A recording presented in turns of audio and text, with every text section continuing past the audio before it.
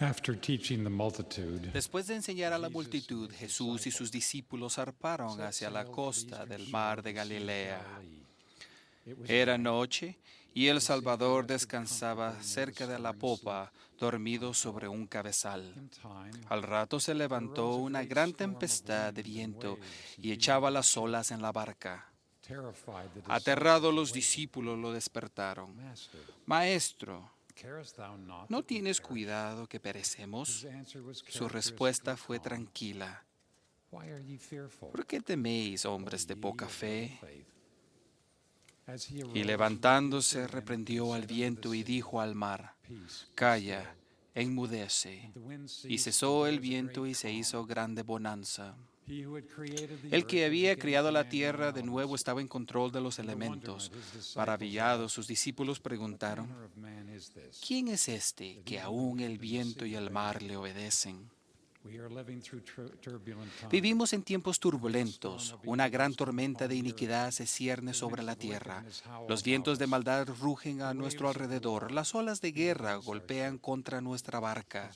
Como Pedro escribió a Timoteo, en los postreros días vendrán tiempos peligrosos, porque habrán hombres amadores de sí mismos, avaros, vanagloriosos, soberbios, blasfemos, desobedientes a los padres, ingratos, que tendrán apariencia de piedad, pero negarán la eficacia de ella. Es cierto que nos rodean nubes peligrosas, pero así como las palabras del Salvador infundieron paz a los apóstoles en la barca, hoy día nos dan paz. Mas cuando oigáis de guerras y de rumores de guerras, no os turbéis, porque es necesario que suceda así, pero aún no es el fin. Si estáis preparados, no temeréis. Jehová dijo a Elías el profeta, sal fuera y ponte en el monte delante de Jehová. Elías obedeció, y tras una tormenta de viento, terremotos y fuego, por fin recibió la visita de un silbo apacible y delicado. A Elías, que se había escondido en una cueva, el Señor preguntó, ¿qué haces aquí, Elías? Elías respondió, porque los hijos de Israel han dejado tu pacto, han derribado tus altares y han matado a tus profetas, y solo yo he quedado, y me buscan para quitarme la vida. Pero el Señor tenía una obra importante para Elías, por tanto le dijo, ve, vuélvete por tu camino. De modo que Elías fue. Nosotros también debemos salir de nuestras cuevas seguras, ya que tenemos una obra importante que realizar. A través del silbo dulce del Espíritu, el Señor nos protegerá, ayudará y guiará. Recordemos que el Señor enseñó al hermano de Jared a construir barcos para que su familia viajara por el océano, para protegerlos del viento y las olas, y para llevarlos a la tierra prometida. Él diseñó esos barcos. El diseño de esos barcos no era común, pero eran seguros. Y sucedió que cuando eran sepultados en el abismo no había agua que los dañara, y ningún monstruo del mar podría despedazarlos, ni ballena alguna podría dañarlos. Sin embargo, esos barcos no tenían luz, lo cual preocupó al hermano de Jared. Él no deseaba que su familia viajara en oscuridad, de modo que en vez de esperar, él llevó sus preocupaciones al Señor. ¿Qué queréis que yo haga para que tengáis luz en vuestros barcos? La respuesta del hermano de Jared requirió esfuerzo diligente de su parte. Él subió al monte de Shelem y de una roca fundió 16 piedras pequeñas. Luego le pidió al Señor que tocara esas piedras para que dieran luz. Como padres y líderes debemos recordar que no conviene que el Señor mande en todas las cosas. Al igual que el hermano de Jared, debemos considerar las necesidades de nuestra familia, hacer un plan para satisfacerlas y luego llevar este plan al Señor en oración. Eso requerirá fe y esfuerzo, pero Él nos ayudará si buscamos su apoyo y hacemos su voluntad. Después de la experiencia que tuvo con el Señor, el hermano de Jaré continuó preparándose para la jornada que tenía por delante. De ese mismo modo debemos dar oído a las enseñanzas de nuestros profetas vivientes. Ellos nos han aconsejado a poner nuestras vidas en orden, a salir de deudas, a almacenar comida y otros artículos esenciales, a pagar nuestros diezmos, a obtener una educación adecuada y a vivir los mandamientos. ¿Hemos obedecido estas instrucciones fundamentales? Al ver la mirada de nuestros hijos y nietos, vemos la duda y el temor de nuestros tiempos. Por doquiera van esos seres queridos por el mundo, oyen de desempleo, pobreza, guerra, inmoralidad y delitos, y se preguntan, ¿cómo harán frente a esos problemas?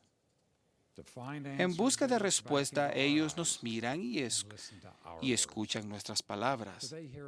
Nos oyen hablar con fe y esperanza a pesar de las tribulaciones de nuestros días.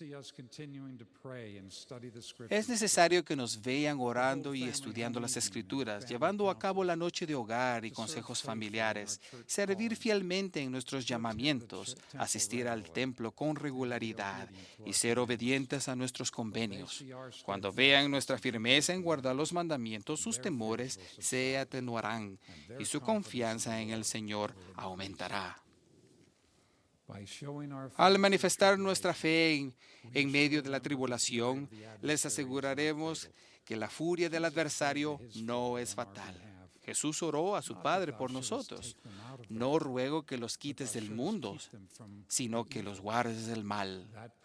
Esa oración será contestada en el tiempo y la hora de nuestro Padre Celestial, de acuerdo con nuestra fe.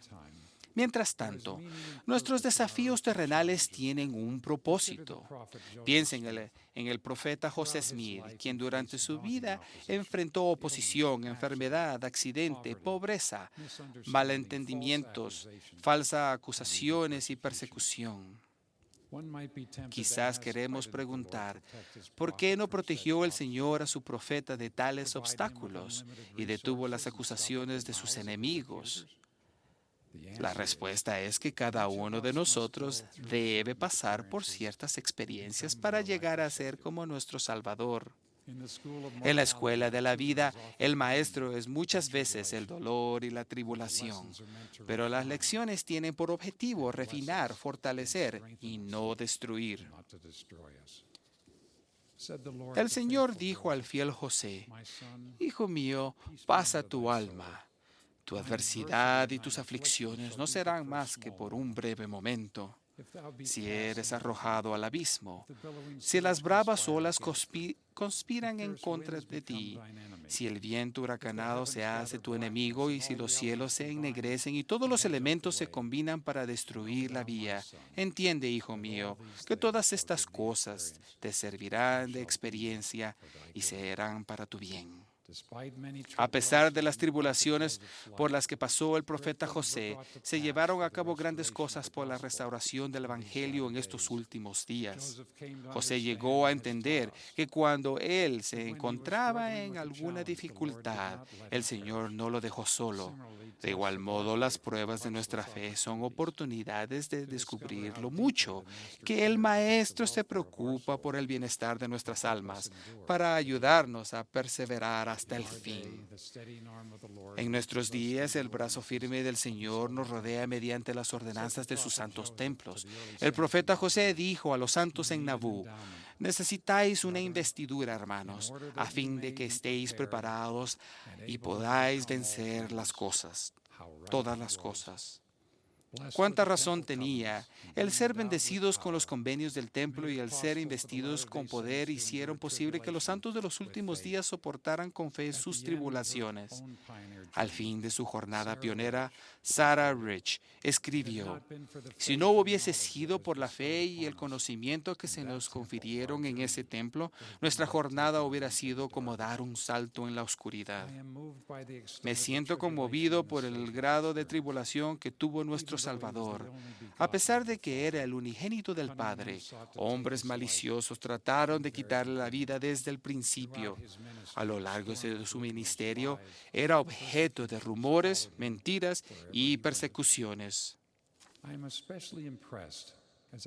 Me siento especialmente impresionado al meditar en la semana que aconteció a su muerte. Los sacerdotes principales cuestionaron su autoridad, trataron de tenderle trampas y en 2 ocasiones conspiraron matarlo. En Getsemaní, mientras sus discípulos dormían, sufrió por los pecados de la humanidad y sangró por cada poro. Fue traicionado, arrestado, interrogado, golpeado. Después de la interrogación del consejo, Herodes se burló de él y finalmente fue llevado ante Pilato, donde se le presentó ante una furiosa multitud. Habiéndosele azotado y coronado con espinas, fue obligado a llevar su cruz hasta Gólgota. Se traspasaron con clavos las manos y los pies. Levantaron su cuerpo entre ladrones comunes. Los soldados echaron suerte por sus posesiones terrenales y se le dio vinagre para calmar su sed. Después de 6 horas, encomendó su espíritu en las manos de su Padre y habiendo dicho eso, murió.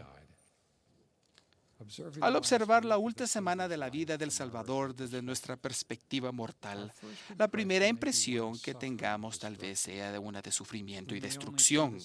Quizás solo veamos a la madre del Salvador y a otras personas llorando en el lugar de la cruz, a soldados temerosos, la tierra en gran conmoción, rocas partidas en pedazos, el velo del templo rasgado y en 3 horas de oscuridad que cubría la tierra. Una escena similar de tempestades y destrucción ocurrió en el Nuevo Mundo. En unas palabras, vemos el rugir de una terrible tempestad. Pero miremos de nuevo, esta vez a través del ojo de la fe. En esa última semana de gran agonía, pensemos en que Jesús enseñó, testificó, animó, bendijo y fortaleció a las personas que lo rodeaban. Levantó a Lázaro de los muertos, enseñó acerca de su Padre, puso el templo en orden, dio varias parábolas, presenció la ofrenda que hizo la viuda, instruyó a sus discípulos en cuanto a las señales de su segunda venida, visitó la casa de Simón el leproso, instituyó la Santa Cena, lavó los pies de sus apóstoles y enseñó a sus discípulos a amarse unos a otros. Testificó de su divinidad como el Hijo de Dios y enseñó en cuanto al Espíritu Santo. En su gran oración intercesora suplicó a su Padre por sus apóstoles y todos los que creyeran en las palabras de ellos, para que tengan su gozo cumplido en sí mismos. En su hora más tenebrosa, la luz de paz y gozo no se desvaneció, brilló con más intensidad. Después de su muerte, Él apareció a María Magdalena. Qué gran gozo hubo aquella mañana al propagarse la noticia, ha resucitado. Más tarde apareció a unas mujeres en el camino, a Cleofas y a un discípulo que viajaba a Emaús, y a los apóstoles y discípulos en el aposento alto, y a Tomás y a otros. Repito, hubo gozo y alegría en la expiación y la resurrección. Pero eso no era todo. En una visión, el presidente Joseph F. Smith vio la visita del Salvador al mundo de los espíritus. Se hallaba reunida en un lugar una compañía innumerable de los espíritus de los justos que habían sido fieles en el testimonio de Jesús mientras vivieron en la carne. Todos estos habían partido de la vida terrenal firmes en la esperanza de una gloriosa resurrección, y estaban llenos de gozo y de alegría, y se regocijaban juntamente porque estaban próximo el día de su liberación. Se hallaban reunidos esperando el advenimiento del Hijo de Dios al mundo de los espíritus para declarar su redención de las ligaduras de la muerte. Esos espíritus sabían que dentro de poco su polvo inerte iba a ser restaurado a su forma perfecta, cada hueso a su hueso y los tendones y la carne sobre ellos. El espíritu y el cuerpo iban a ser reunidos para nunca más ser separados, a fin de recibir una plenitud de gozo. Y mientras esta esta innumerable multitud esperaba y conversaban, regocijándose en la hora de su liberación de las cadenas de la muerte, apareció el Hijo de Dios y declaró libertad a los cautivos que habían sido fieles. Mis hermanos y hermanas, no importa cuán terrible aparezcan ser las condiciones del mundo de hoy, cualquiera sean las tormentas que afrontamos en nuestros hogares y en nuestras familias, este gozo puede ser nuestro ahora. A veces no entendemos la muerte, las enfermedades, las incapacidades mentales y físicas, las tragedias personales, la guerra y otros conflictos. Algunos de estos son una parte necesaria de nuestra aprobación terrenal. Otros, como lo previó Enoc, son parte de la preparación para la segunda venida del Salvador, en que se obscurecerán los cielos y un manto de tinieblas cubrirá la tierra, y temblarán los cielos así como la tierra, y habrá grandes tribulaciones entre los hijos de los hombres. Mas dijo el Señor: preservaré a mi pueblo. Y cuando Enoc vio esas cosas, recibió una plenitud de gozo. Esta mañana, durante esta época del nacimiento y de la resurrección del Salvador, doy testimonio como testigo especial, con gozo y alegría, de que Él vino a este mundo, sufrió por nuestros pecados y regresará de nuevo. Nuestra fe en Él y la obediencia a sus mandamientos nos traerá un fulgor perfecto de esperanza y disiparán la oscuridad y las tinieblas de desesperación en estos tiempos difíciles. El que tuvo poder para hacer callar los elementos de la tierra tiene poder para calmar nuestras almas, para darnos refugio de la tormenta. Calla, enmudece. De ello testifico en el nombre de Jesucristo. Amén.